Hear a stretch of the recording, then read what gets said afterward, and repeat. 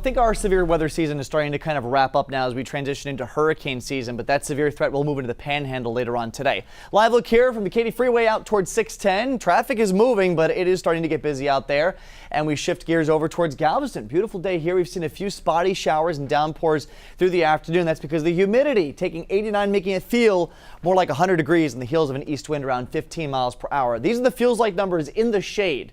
Remember, temperature and heat index is all measured in the shade. So when you get out in the sun, it feels even worse. 98, the feels like temperature in Sugar Land, 101 for Brenham, 98 Tomball, 97 at Hobby, and 100 degrees, the feels like up in Huntsville. A little bit of a breeze, though, from the east-southeast, around 10 to 15 miles per hour. We've seen some gusts, though, upwards of 20, 25, and 30 through the afternoon. That's helping to bring these showers on shore, and you can see them now kind of lining up offshore. No thunder or lightning, and they are starting to fall apart, some of them at least, before they make it on shore. But this is the general trend, is for them to move from the Gulf out towards Matagorda, Brazoria County. You can see Brazosport, you're lining up here with a downpour quick, probably in the next 15 to 30 minutes. Into Galveston County, you've seen them off and on. I think you're starting to wrap things up, though, for the evening. North of I-10 into Liberty County, San Jacinto County, you've seen a few very isolated spotty showers, but that's pretty much it. That will continue, though, as we go through the next few days. Those chances are not going anywhere. There's a reason for that. High pressure here over the deep south is going to be a big driver in the weather this week. That's going to keep the daily isolated shower chances in play.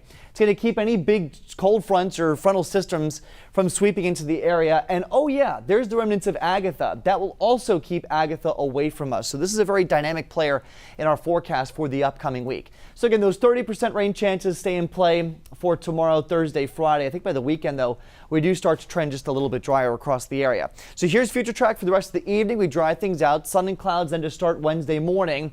We'll do it again with the spotty showers here through the morning into the afternoon. There's lunchtime, maybe one or two out there. And I think the chances maybe could be a bit better to get these farther inland as we get into tomorrow and Thursday, as opposed to where they've been the last few days. That'll continue through dinner time, and then we wrap things up. And guess what? Yeah, we get into Wednesday and Thursday rather, and then we'll do it again Thursday afternoon. Maybe one or two downpours, maybe a rumble of thunder, but again, it's about a 30% chance. So most of us stay dry, but the chances are there. There's the remnants of Agatha. It's really fallen apart, but the Hurricane Center expects that once it gets back over water, there's now a high chance, 70% chance of development as we get into the middle of the week. What's going to keep this thing from becoming a big major hurricane again?